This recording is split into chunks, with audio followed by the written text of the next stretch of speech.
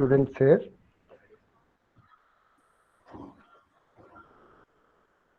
So it's wonderful to be back again. And once again, I thank you, Dr. Hina, and NIT and other faculty members organizing committee, giving me this opportunity to be present today and present my views to you. Shall we begin, Dr. Hina? Yes, continue, sir. Okay. So please, again, everybody, please feel free to ask questions anytime you think you would like to ask. In my previous discussion, I had addressed the issue of harmony in human being, understanding harmony in humans. Today, I have been given topic to understand harmony in nature. Uh, we'll do a very simple exercise to begin with. I will ask each one of you to look around, and when we try to understand harmony in nature, we will first try to see how do we classify nature, or how we have been accustomed to classify it from our childhood, since we have started going to school or even in colleges. Primarily, how do we classify things in nature? Can anybody suggest?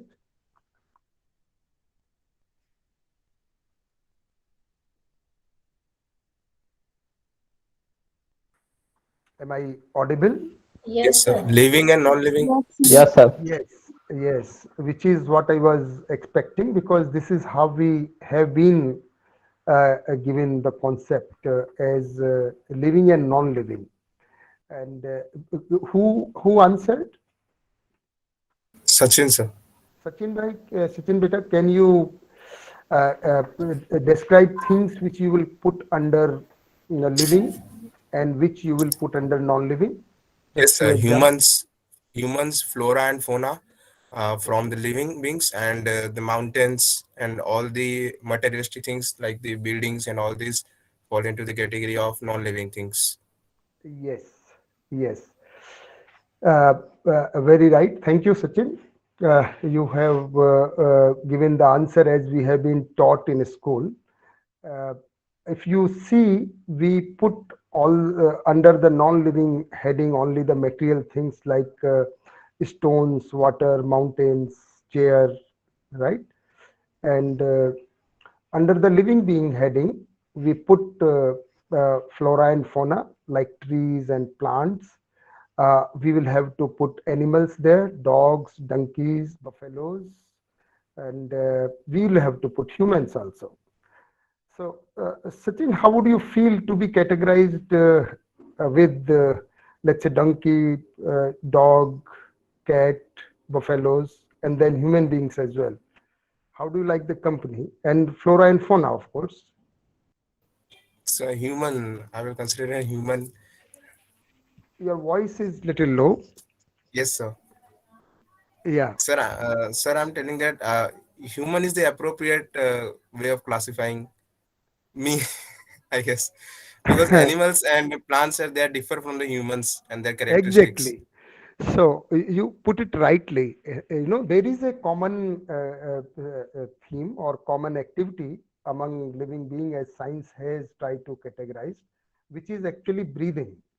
When they consider living and non-living, their science is basically under this categorization, focusing only on the aspect of breathing. So breathing in common among plants, animals, and human beings.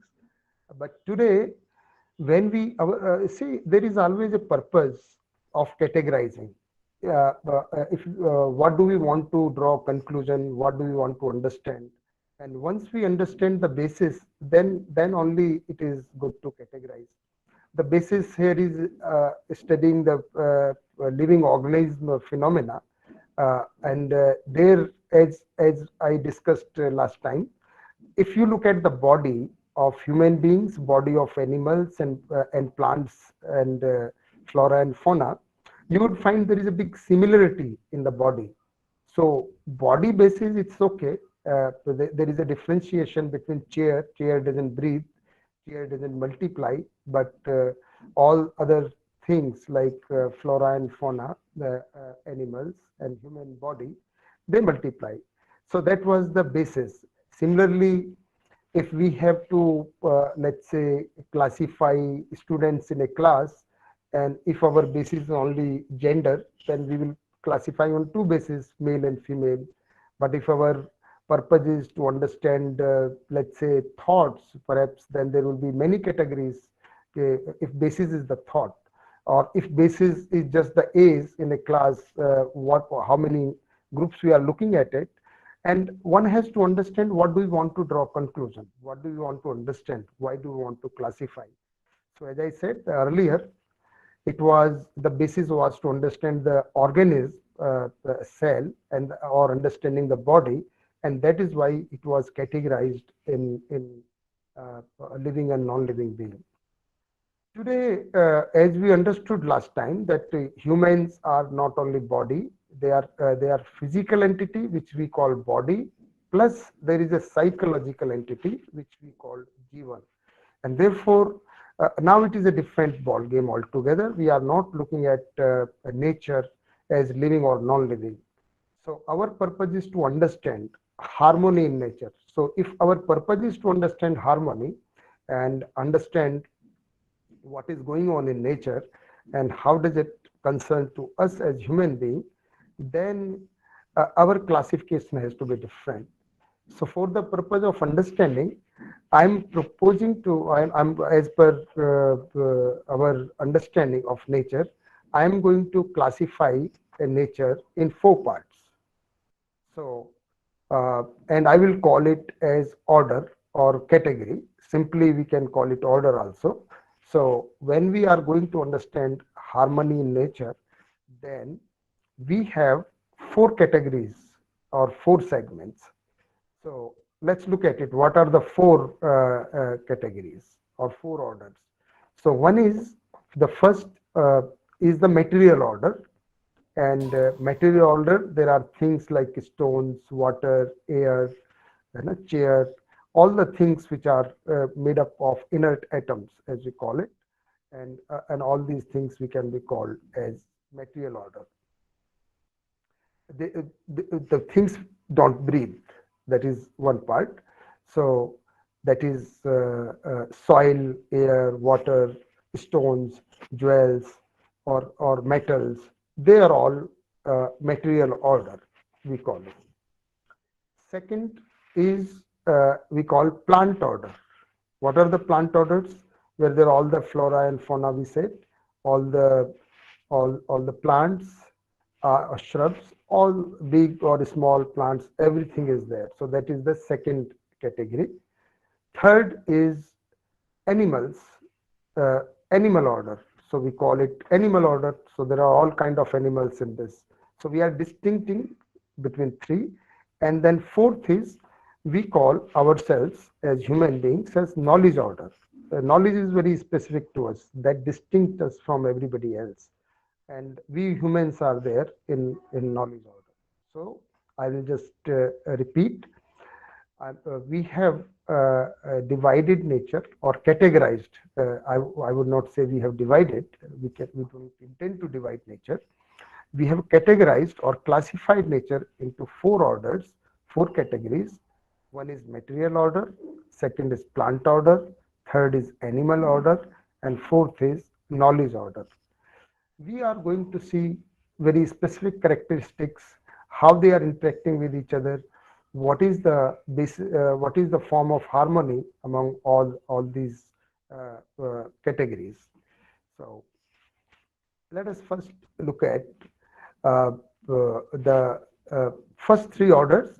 So it is of course better explained on the board, but I'm sure you can make a picture that let me help you visualize, and you can visualize. So don't put all these orders in a line order, in a line way. imagine in your mind, make a picture as if there is a circle, and you have divided that circle into four parts, and in one part there is in the top part a corner there is material order, left side there is plant order, right side corner there is animal order, and just below the circle it's knowledge order. It will help us to visualize how the interaction is going on. Okay.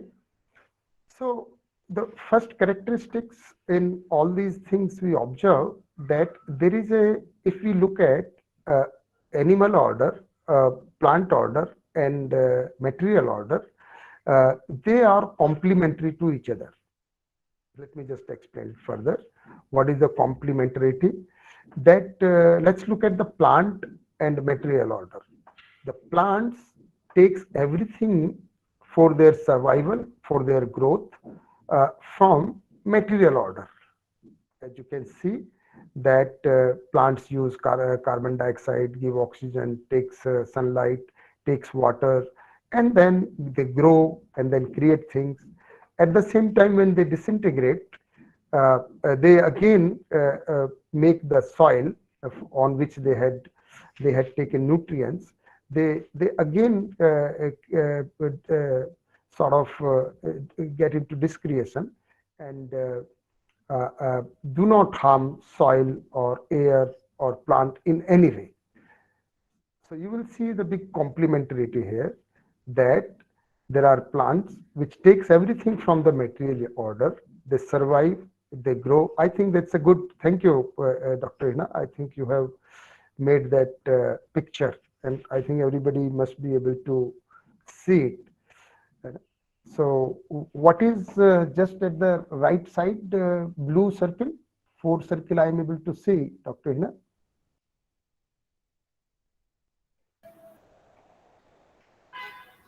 Hello. Dr. Hina, can you hear me?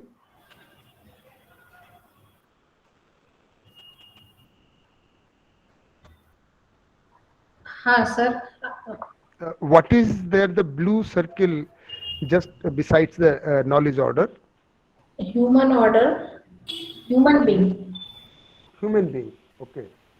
Knowledge order, human being. Correct. So, if we, as I was saying, there is a complementarity between plant order and the material order.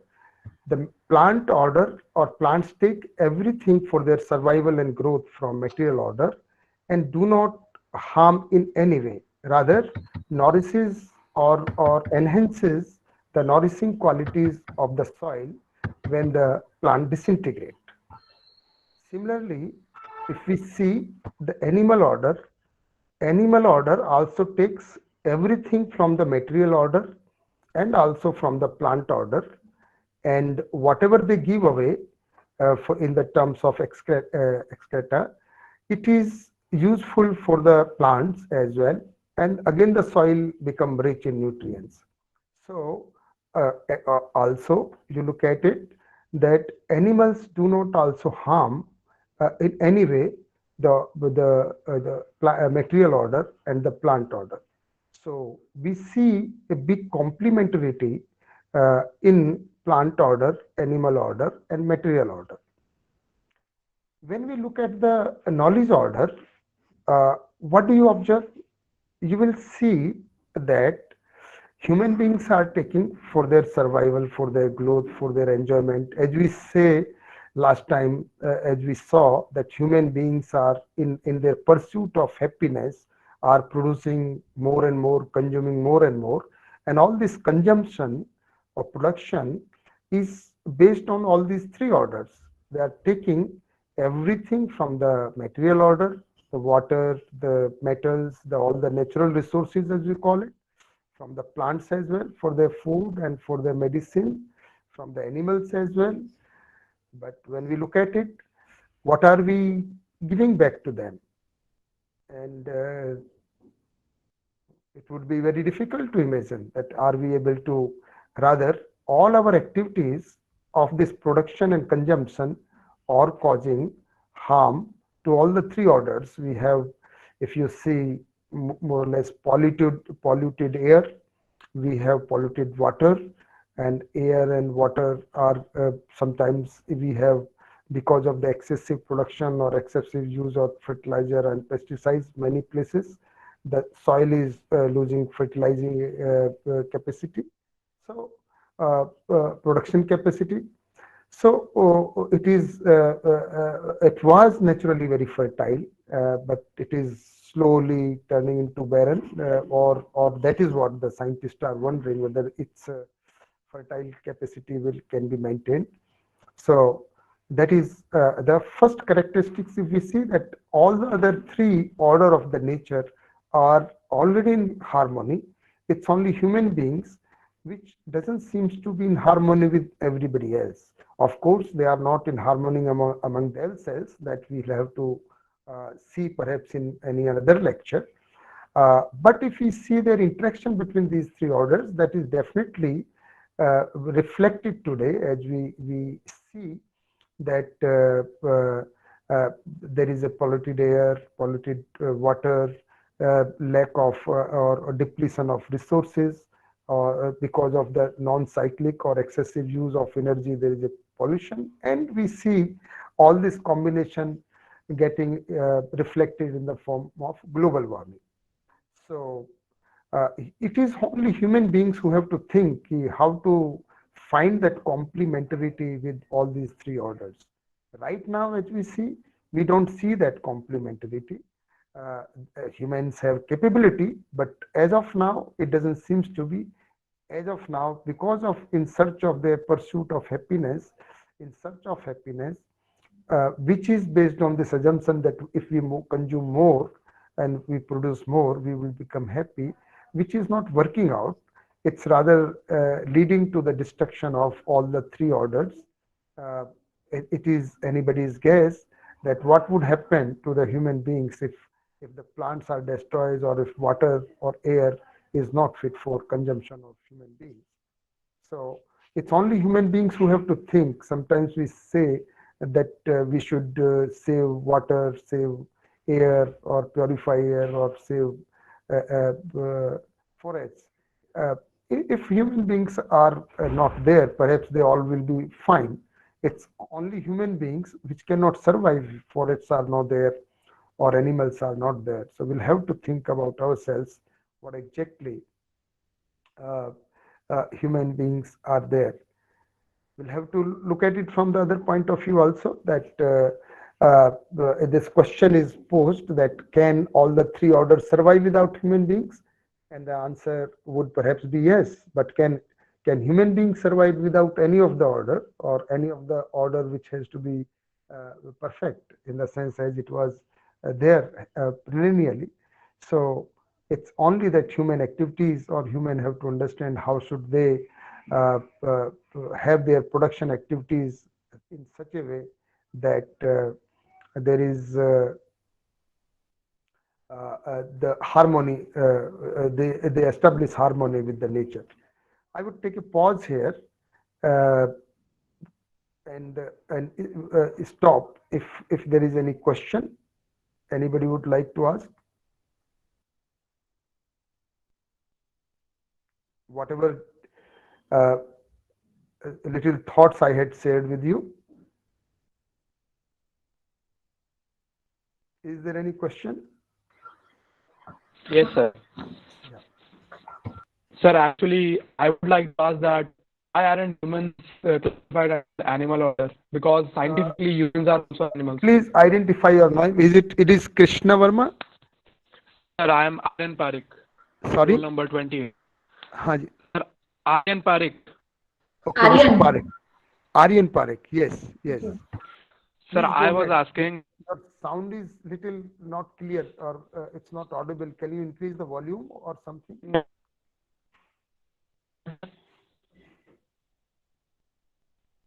Yes, please go ahead.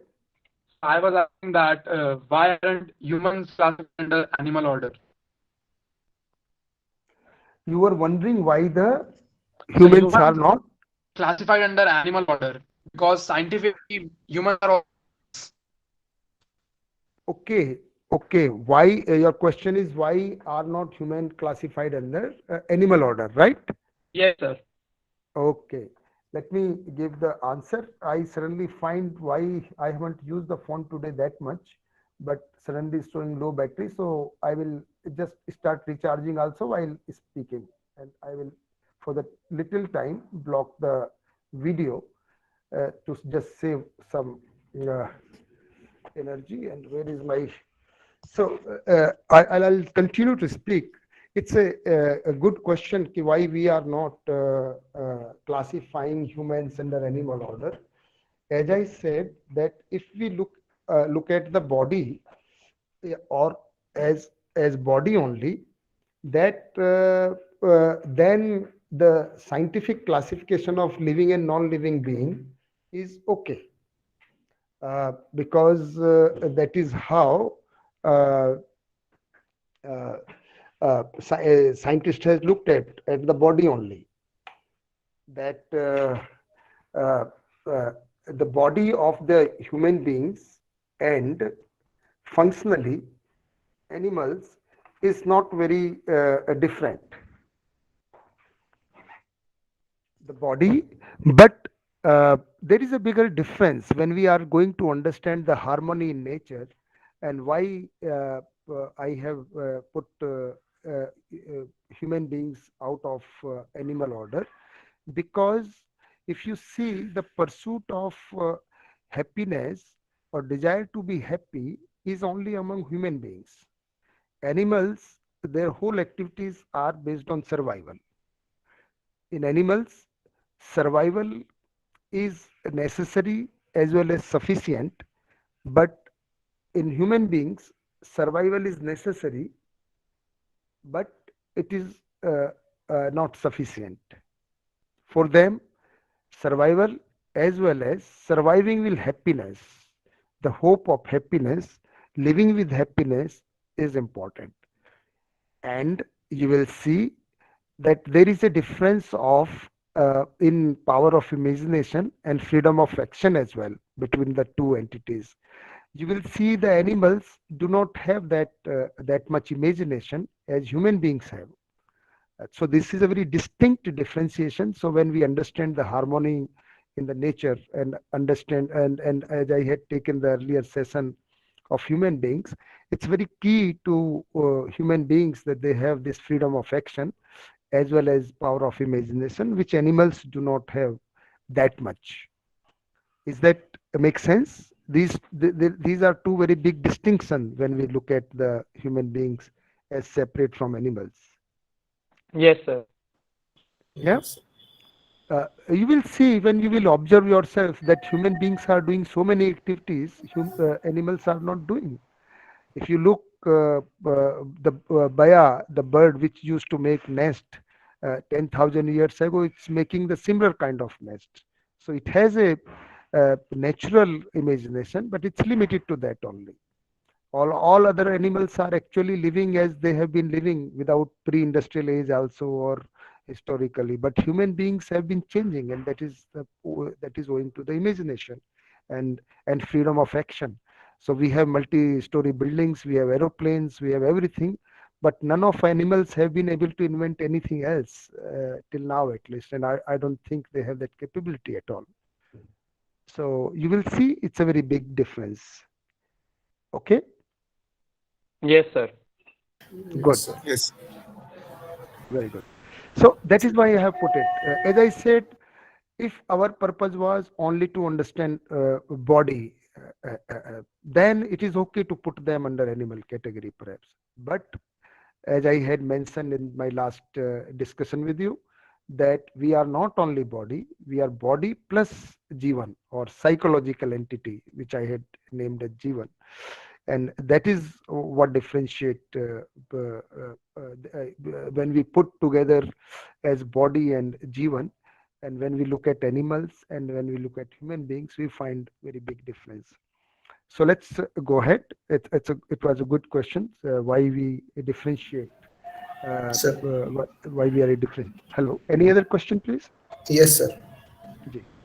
Sir, we already have other types of categories. Why are we creating a new one? What is the purpose of categorizing in this specific order? Could you also identify your name, please? Sir, my name is Bhupender. Bhupendra. Yes, very good. So you said we already had these categories: living, non-living, and other kind of categories as well. Which other categories you are referring to, Bhupendra bhai? Hello, you are muted. If you are speaking, you have to unmute yourself. Yes, sir. हाँ Yes, जी. sir. Sir, we have other categories like living, non-living. Okay. So, So, Bhupendra Beta, this is what I had addressed right in the beginning. You know, what is the basis of categorization that is important? So earlier it was only the breathing part, respiratory no, system sir. is which is common. My question Hello. is, what are we getting from this? What are we fulfilling from this? From creating a new order, New categorization, right? new categorization. Yes, you will get to know very soon. As I said, our purpose of categorization is understanding harmony. So by this categorization, what you will achieve is understanding the harmony in nature. That is our purpose, which is not possible by understanding just that by categorizing into only two parts. Okay, sir. Okay. As I Yes. said in the beginning that you have students in a class. So if you want to know the gender ratio, you know, if some sociologist came to, okay, how many engineering students, how many girls and how many boys, then you will categorize, okay, gender basis. How will you categorize? Just in two parts, male and female, isn't it? Yes, sir. If somebody was interested, okay, I don't bother about male and female, but how many students are coming from rural background and how many from urban categories? Or how many from rich families and how many from poor families? So, so categorization will depend what you actually want to know, isn't it? Yes, sir. So here our purpose is to understanding harmony, and that is why we are categorizing nature in such a way. You know? So categorization, classification always depends on purpose, and our purpose, our basis here is understanding. Very good. Thank you, Bhupendra, for asking this again. Any other question, please?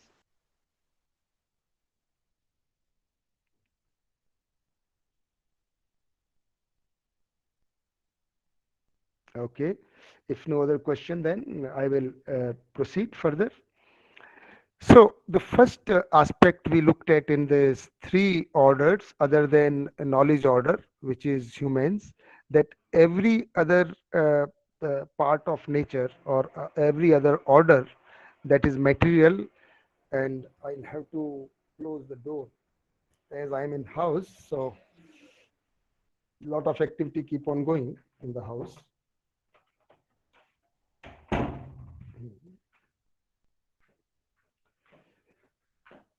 So I was looking at this aspect that there is a complementarity. We will look at some other aspect. Let us look at a very important aspect, which is at least important to human beings. If you observe the material order in comparison to plant order is many times. If you look at the quantity, you will observe that material order is much more in quantity than the plant order. And the food for plant order is actually material order. So you would see the ratio of plant order to material order uh, in terms of food. There is a plenty of food. One can say, yes, there is a plenty of food for plants, and there should not be any cause of concern in plants for food. Similarly, if you look at the animal order, for them, the food is material order as well as the plant order. And if you look at the ratio of plant order and material order as compared to animal order, these two plant order and material order are much more in quantity than the animal order. And I'm sure there wouldn't be any concern if it was not the for interference of human beings as to the food for animals. They wouldn't have to bother about food. If you look at the human beings, uh, for them, the food for human being is comes from plant order, material order, and animal order. All these three contributes to the food for human beings. And if you look at the ratio, the human beings are very much less in quantity, or in order to say in other words, that plant order, material order, and animal order is in much more quantity as compared to human beings. Still, biggest cause of concern for food or for food security is a concern of human beings. How would you say it? Is it to be worried about food? Why is it for human beings? Can anybody attempt to answer? Why only humans are seems to be concerned as far as food is concerned? The food security is only applicable to human beings. And anybody would like to comment on this? Yes, sir. So there, Hello. Hanji, please identify your name and then perhaps you can go ahead say. Yes, sir. Sir, Himanshu Sonpipre. Roll Yeah, number Himanshu. 54. Yeah. Sir, only human beings are not involved harmony with all others, and all three orders are in harmony with each other. That's why we have to put extra effort to get food. Or I'm sorry, Himanshu, you are not audible. I'm not able to get what you. Sir, he's trying to say that sir, why is it not clear? Hello. Network at your place is not so good, so I don't know how to. sir, he's trying to say that only humans are not Can and every other animals On, and he's trying to say only human are not in harmony, and every other person or every other animal are they are in harmony. So we need to apply more efforts. correct. Very good. So point that you are making is the humans are not in harmony with these orders. Is that what you said? If whatever I could hear. Yes, sir. Good. So which is now you see why we classified this. That when it comes to food, everybody else is in harmony. They are not collecting. They are not accumulating. Neither animals are accumulating nor plants accumulate.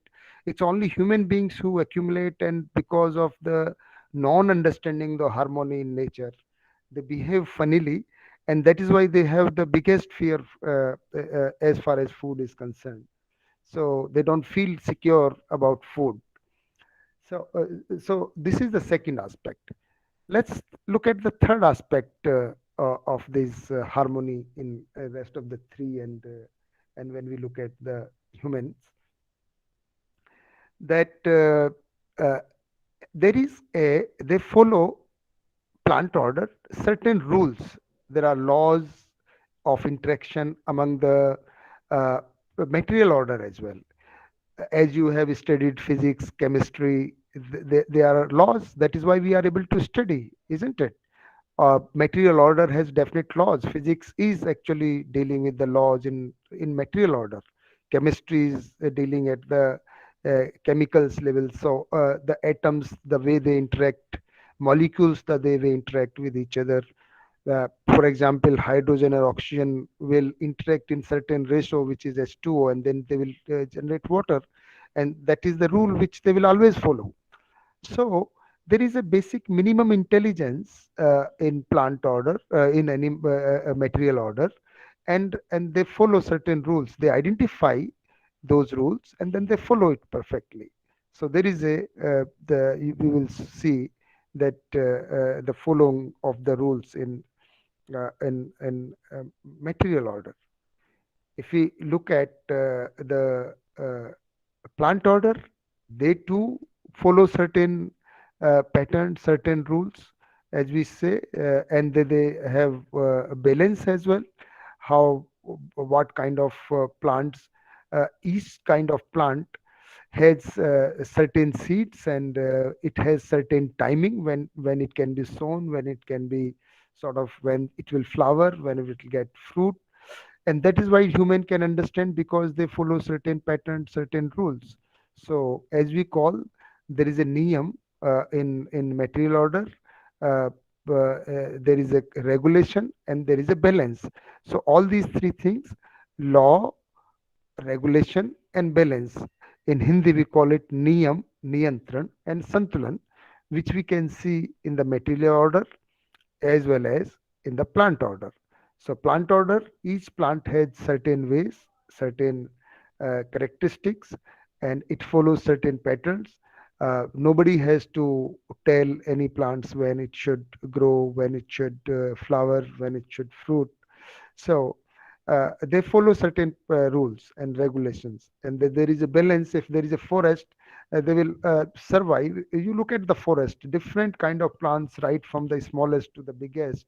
Will be a natural ratio, which how many small plants would be there, how many big plants would be there, and there will be a perfect harmony in a forest. Similarly, if you look at the animal order, they too follow certain rules, regulations, and then there is a balance. If you see uh, in a forest, if too many deers are there, there will be a lot of lions, the tigers. And if in a field we observe, usually farmers report that if there is a increase in the number of rats, suddenly there will be an increase in the number of snakes too, because they will have to be balanced. Otherwise, rats will eat up all the crops. So in a forest, in these three orders, other than human beings, there is a balance in animals as well, as to So how balance many, due to food chain. due to food chain. That is how their foods are. You know? You will see, and that is how natural is. Of course, humans can kill anyone, vegetarian as well as non-veg animals, carnivorous or herbivorous, and cause imbalance, and which is what has been caused, because humans, for whatever purposes, have killed many lions and tigers, and now we are saying, okay, if we have to save the forest, why do we have to forest? Because we have to survive, so we'll have to save tigers and save lion, because lions and tigers play a very important role in the balance of a forest. They have to, of course, if they were not any carnivorous animals, then there will be too many vegetarian herbivorous animals, and then they will eat up all the forests.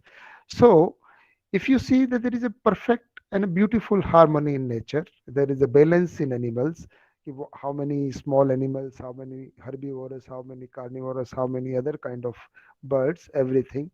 So there is a balance, there is a regulation, and there is a lawness, if we can call it lawness, in rest of the nature other than humans.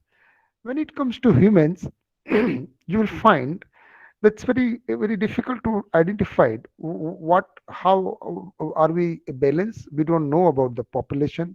Our growth seems to be imbalanced, whether it is a distribution of resources. We are trying to create laws, and we have created too many laws that we don't even know. I don't think any one of you would know all the laws that we are being governed. Of course, they are still being created in the parliaments every session, and we are subject to too many laws. How many we are following? Maybe we are not following many unknowingly, because we just don't know. uh, what kind of regulation do we have? We need police, we need army, we need many forces for us to keep little bit semblance of regulation in society. and forget about the balance today, whether it is male, female, whether it is poor, rich. There are all kind of imbalances in human society. So what is it? It's only points to that when we go and try to understand in nature, we find that is all around harmony other than human beings, other than knowledge order. But it comes to humans, we find there are problems everywhere, whether it is being complementary to material, plant, and animal order, whether having sort of it concerned to food security, or when it concerned to law, regulation, and balance. It only raises questions on us as humans, and we are supposed to be the most intelligent entity on this planet. Uh, how do you see that? Yes, we are. How do you see this contradiction? That we are supposed to be the most intelligent entity on this planet, but we are only the one who are facing a lot of problems and causing problems to other entities as well. How would you see that? What is the cause of it? So the need for more and more. Yes, who is it? Sir, Aryan Parik, roll number Yes, 28. Aryan. Correct, Aryan. You now your voice is very clear. A need for more and more. Dil mange more, right? So dil Yes, mange sir. more, but what? What more? Yes. Sir, more and more Happiness. happiness. They Yes. Happiness. are Yes, they are trying to yes. gather as much as possible. They are trying to gather. But Happiness and satisfaction. happiness and satisfaction, which we discussed yesterday. But only problem is that we have not yet understood that as I had mentioned, that happiness and satisfaction is a psychological need, and for body there is a physical needs, and we have made this confusion, or it's a illusion. This is what we have to question, that whether more and more physical comforts, accumulation of goods and services cause happiness. It doesn't. It leads to the global warming. It leads to the destruction of the planet, isn't it? Yes, sir. Yes, sir. This So is for the need of electricity, we are mining a lot of coal. yes, but we now are trying to see that we can use the recyclable resources, like renewable energy, wind energy, solar energy, and even hydro energy. So we'll have to look into the ways to fulfill our physical needs while making balance with the nature. That is what, by discussing all that, we have understood all these three, four aspects, that human being need to understand, that need to keep harmony, and it's not for the sake of others to survive. It is for our survival itself. So our assumption that more and more consumption of physical goods will lead to happiness, which is not true, which is causing actually miseries to us also, because it's leading to a lot of pollution, and it is actually putting a question mark on our survival itself. So, we have to just look at this aspect, that nature, everything else is in harmony. It's only humans which have to yet get into the harmony. Good. So you already got that point. I'll put another point before you. If you look at the other three orders, which is other than knowledge order, now you know material, plant, and animal. Each one of them have very definite conduct, uh, definite conduct, which is kind of intrinsic to every entity other than humans. Let's look at it. What is definite conduct?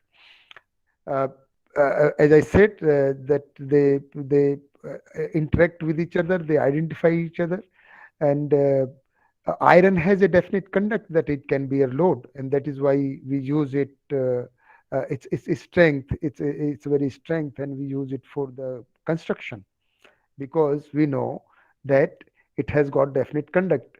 We don't say that it will only bear load from Monday to Friday, and Saturday, Sunday it will go on holiday. If that was the case, I don't think we would be sitting where we are all sitting under the roof. We are able to trust because it has got definite conduct. That's true with all the entities of the material order. Water, got very definite conduct. That is how we study its characteristics, physical, chemical, that it's liquid, it flows from higher point to lower point, and that is why we are able to use it in many ways. So that is how material order, everything is in definite conduct. If you look at the plants, again, they have definite conduct themselves, definite characteristics of a plant, mango tree, jamun tree, neem tree. Everybody has got a definite characteristics, and again, that is why we are able to identify them, which one to use as food, which one to use as medicine, and this is what we can actually see, that the plants have got definite conducts as well.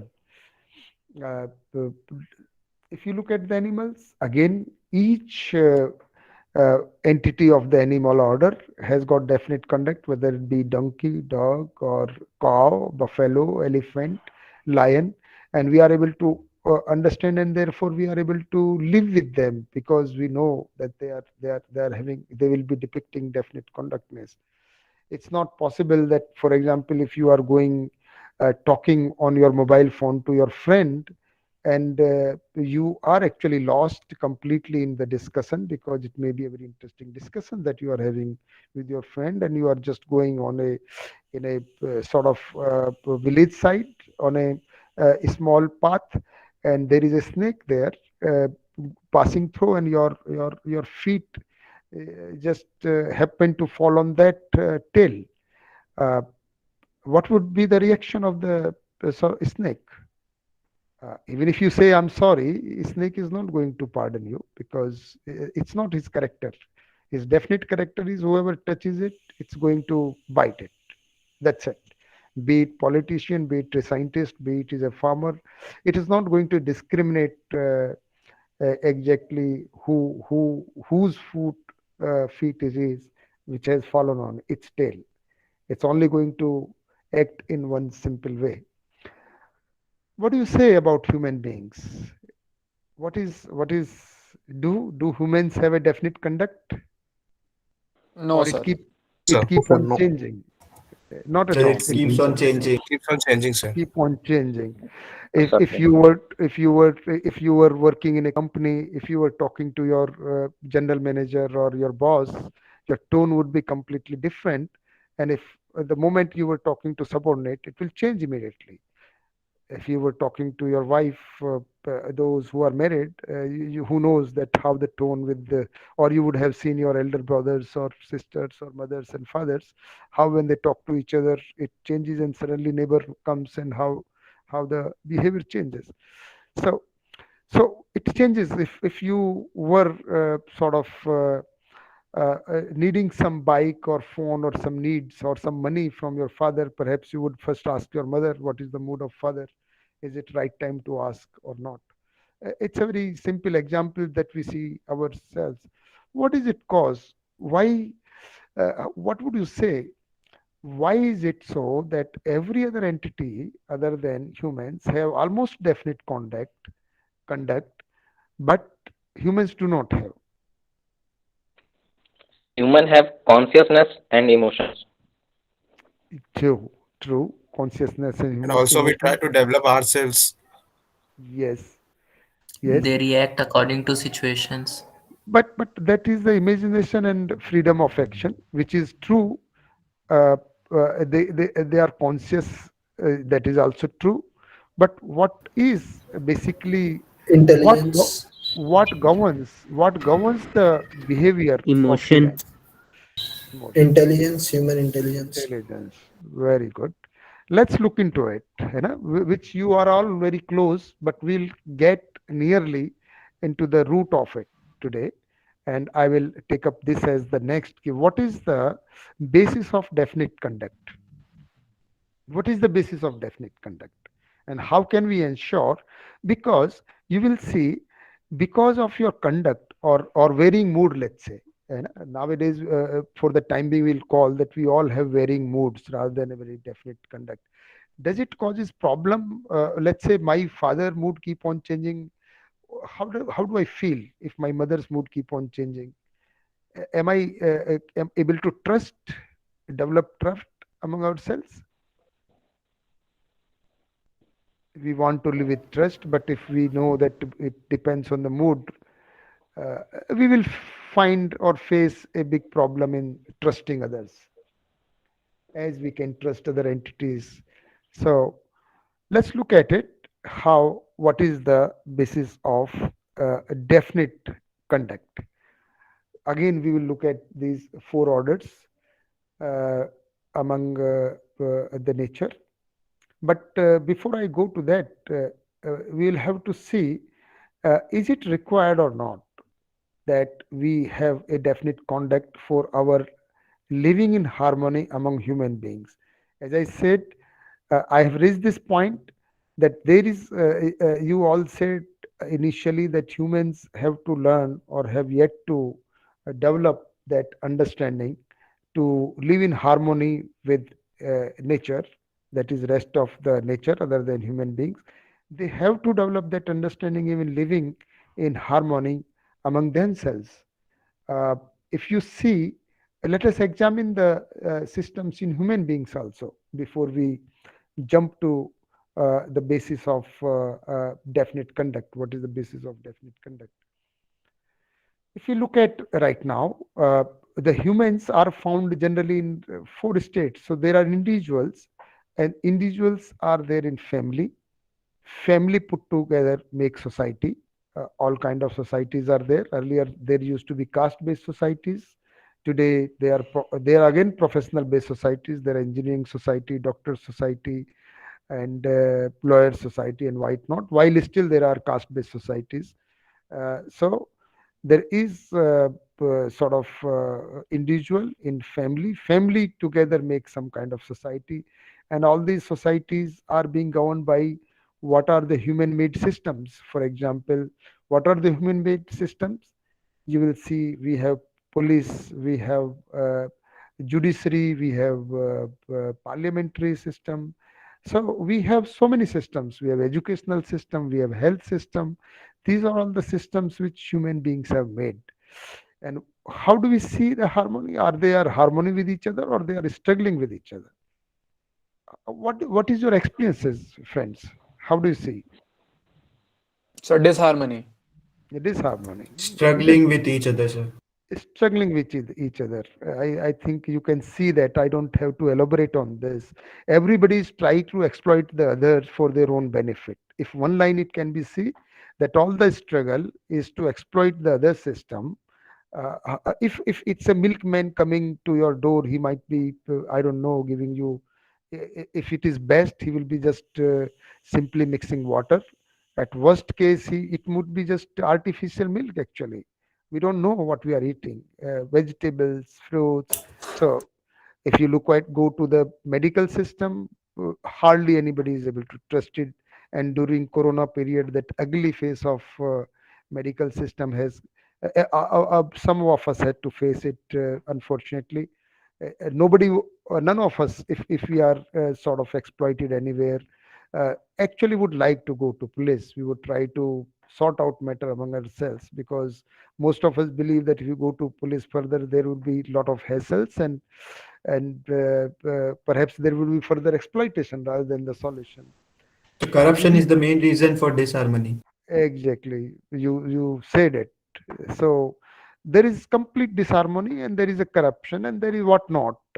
So as I said, there is no harmony. Simple, right? If we looked at it, the human beings, what is happening to human beings? First of all, we are not at harmony with either of the other three orders, like material, plant, and animal. And when it comes to ourselves, our various systems are not in harmony among ourselves. It's a big question. How do we achieve that? That's a very big question to us. Or is it possible? What do you suggest? Is it possible to achieve harmony among human beings? Does it look feasible?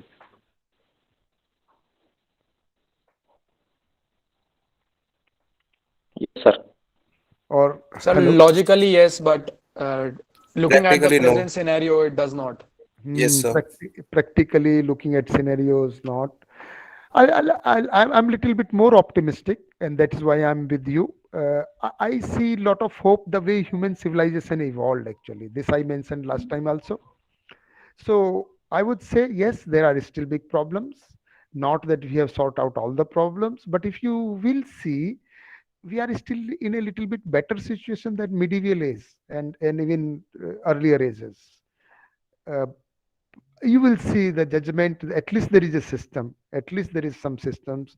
But let's say earlier, I would say if there was you were living in whoever with the king, doesn't matter.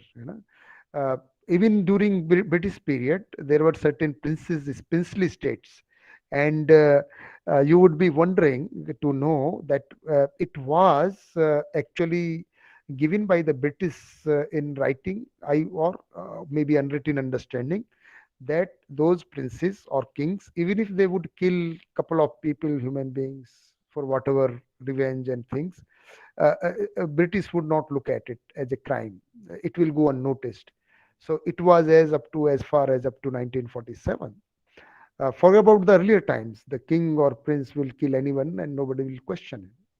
Today, even if prime minister were to kill someone, I'm sure there will be a lot of hue and cry, and I won't say that judiciary system works perfectly. There is a still lot of discrepancies, inefficiencies.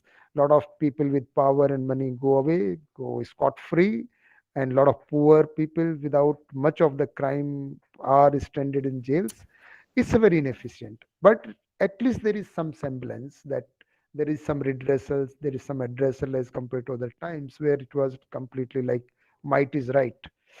I'm not saying that we have reached a good stage, but my observation shows, as I had showed you, discussed with you, evolutionary process, that we have moved a bit forward in social justice systems. So all of you said logically yes, theoretically possibly, practically no. I'm today going to discuss with you how it is going to be possible. That's going to be my last part of the talk today with you. That yes, it's possible. This is what we are looking for, harmony. There is harmony in the rest of the nature. Human beings are supposed to be most intelligent. So actually, they are capable of achieving it. Yet they have not yet figured out. They are in the process of figuring out. As I mentioned earlier, A. Nagaraj has figured it out, and I'm going to share some of ideas here. How is it possible to achieve harmony among human beings as well? If there is no question, shall I go ahead? Any question? Okay, good. So first of all, before I, in the sense that go ahead, how is it practically possible? First, I'm going to get into the root elementary level of what is the basis of definite conduct in every other entity in nature.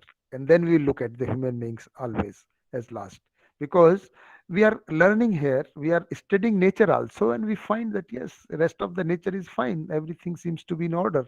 Everything seems to be in harmony. Even if a lion kills a deer, it's not violence actually, it's killing for food, and it's part of the balance in nature.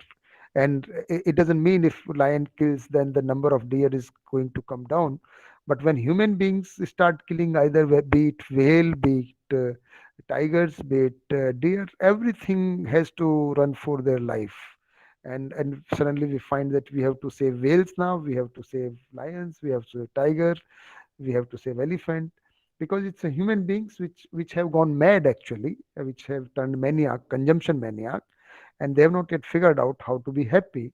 As I told you that they have got a lot of things for comfort, they have a lot of things for consumption, but yes, somehow the continuous happiness, lasting happiness is deluding them.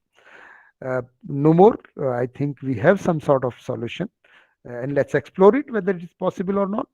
Uh, all of us are responsible to find it out, and let's see whether we can make some sense out of it and how we can use it in our lives. So my proposal is it's possible to achieve harmony with the rest of the nature, which is three orders. material, plant, and animal order, and also to achieve harmony among ourselves, all our systems, in ourselves as an individual, in family, in society, in nations. It's possible. Theoretically, there is a blueprint, there is a guideline. We have to study it. Let's see how it goes.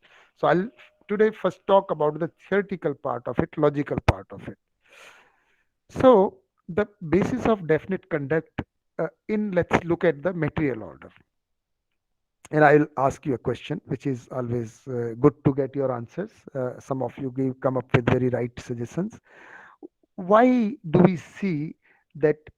What is the basis of definite conduct of an material order? Let's say iron or gold or water. What do you suggest?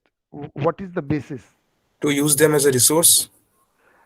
No, that is what human beings use resource. My question is, what is the basis of definite conduct of iron? Let's say you have an iron rod. It behaves all the time as an iron rod only, as a strong. It's a ductile strength. It's a tensile strength. It's a melting point. It's all everything you can predict.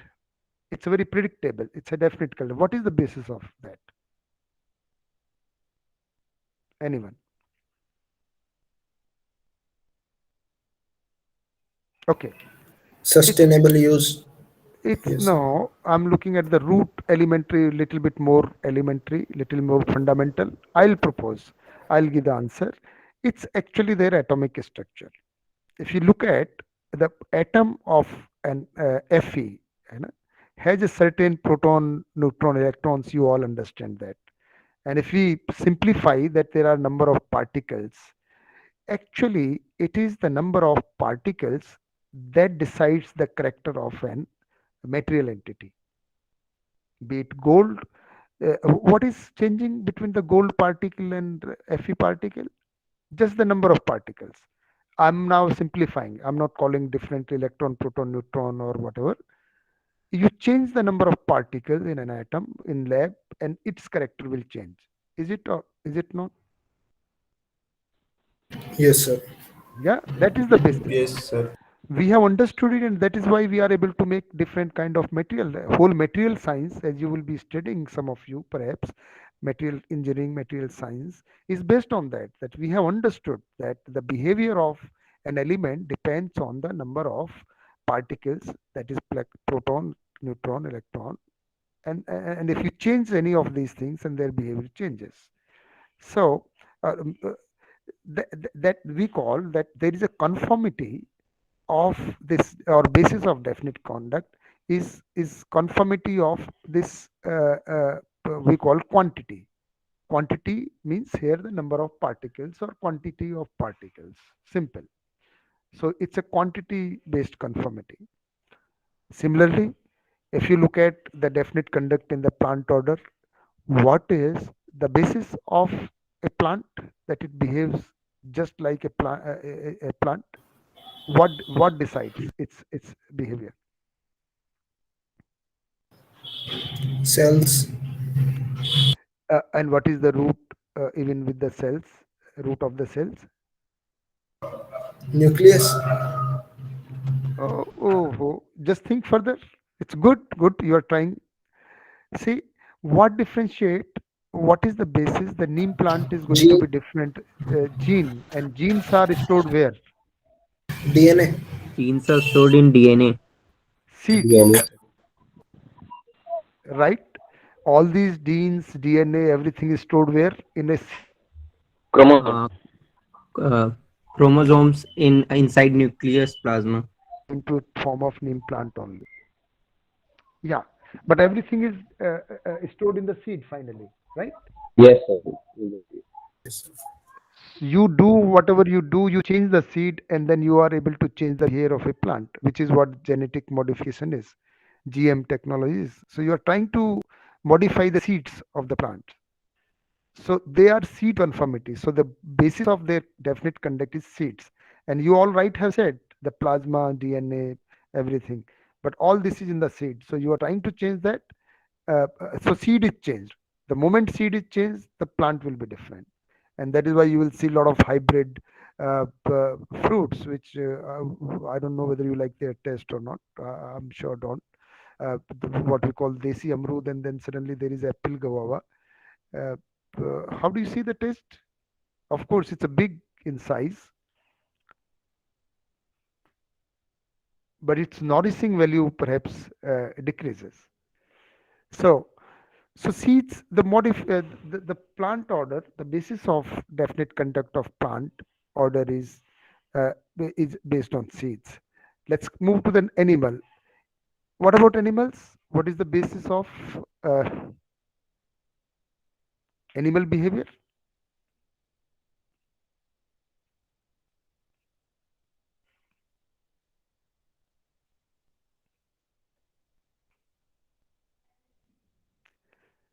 This is genes.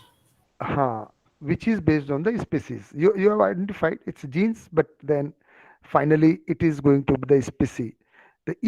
Species has definite conduct, and its offsprings will depict the same kind of. For example, the child of a cow will behave just like cow, while that of offspring that of a elephant will behave like that of elephant. The specific, so basis of their conduct or being definite conduct or their behavior is species.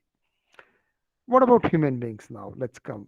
What could be, and that is where we started, and I'm perhaps asking you too much, but if it was a offline class, perhaps there would have been a bit more discussion. Right now only a couple of you are participating.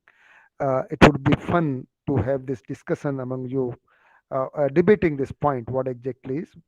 I'm perhaps looking at the time constraint, giving you answer much more quickly so that we can proceed the discussion. We may have a bit more time offline and then carry out these discussions. So let's look at it now. Now, guess what would be the basis? We have seen that in material order, it is the quantity of particles which is decides the behavior. In plant order, it's the quality of seed that decides the behavior. In animals, it's the quality of the species or the species which defines the behavior. What about human beings? What will decide its behavior? Sir, particularly its genes and after that the environment which he lives in, habitat. Hmm. In fact, if you look at the behavior, genes or heredity does not decide. Genes or heredity may decide which disease you will get, but what whether you will be vegetarian, non-vegetarian, whether you will have a sort of your attitude will be of pessimistic or optimistic. Uh, Someone's father may be very pessimistic, but children can be So very bringing optimistic. up by the parents. Correct. Which we call education, which will comes to the point. Actually, the basis of uh, conduct or behavior is the education. We call in Hindi sanskar, right? And there is no English translation of the word, which comes through education actually. And that is why you will see its education is only a very specific to human being. You don't see a school and colleges of donkeys or monkeys or elephants. They are fine by themselves. They learn from their as they live from their herd and but look at the human child. uh, you might have seen in your family of your brothers or sisters or in family friends.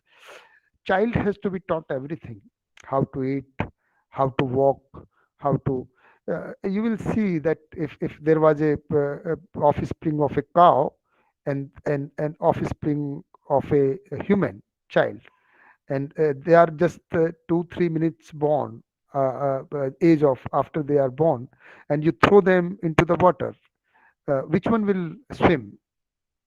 The son of a cow, the calf. Calf, exactly, because it comes, it just follows. It's a species specific behavior is automatic to it. But even if your father or this human child were world record holder in swimming championship, child will not be able to swim, or will it? It will not be able Yes, to. sir. It will It will not. not be able. Neither a child, or if it has not learned to swim in whole life, even if it becomes 50-year-old, 60-year-old, it will not be able to swim. Correct? So Yes, sir. everything the Yes. human child has to do is depends on education. And this brings us to a core point, and which is what essentially that if human beings have to live in harmony with the rest of the nature and with among themselves, there has to be the education. They have to be educated from, if you I also did my BTech from IIT Delhi, MTech from IIT Bombay, worked in, and perhaps I would have done PhD, but I then worked some companies.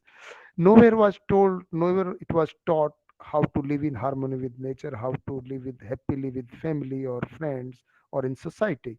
The whole education focused on how to become a good engineer, how to, first of all, how to get good marks. And very soon you will realize once you pass out from colleges how much of you learned comes to use in life. Very little. Once you become, of course, doctors and some of the profession may use it. Engineering, very little is used, and forget about the other professions which people do, like simple works they do in life.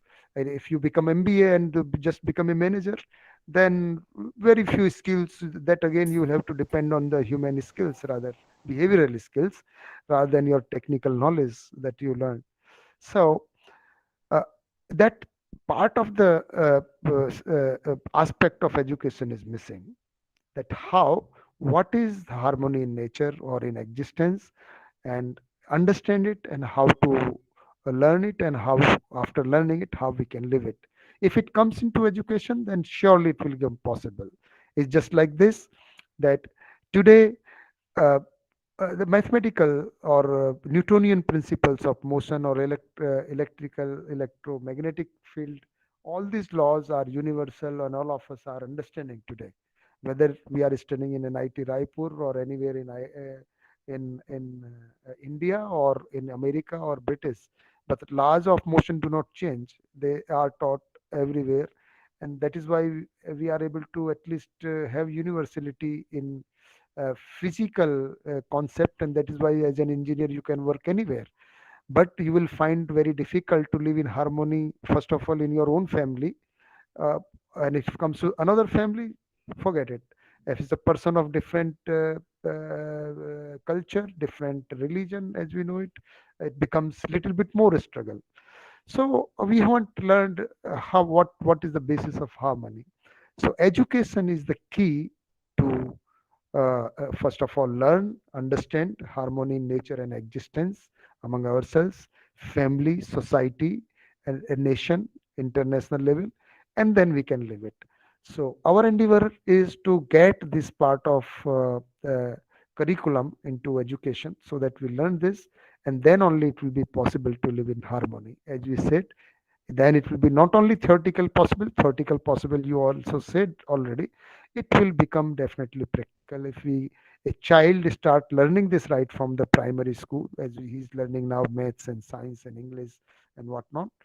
If it learns this basic we call it human consciousness development education, Chetna Vikas Mulya Shiksha, which again proposed by A. Nagaraj based on Madhyas Darshan, which I find it very universal, logical, livable, and logical.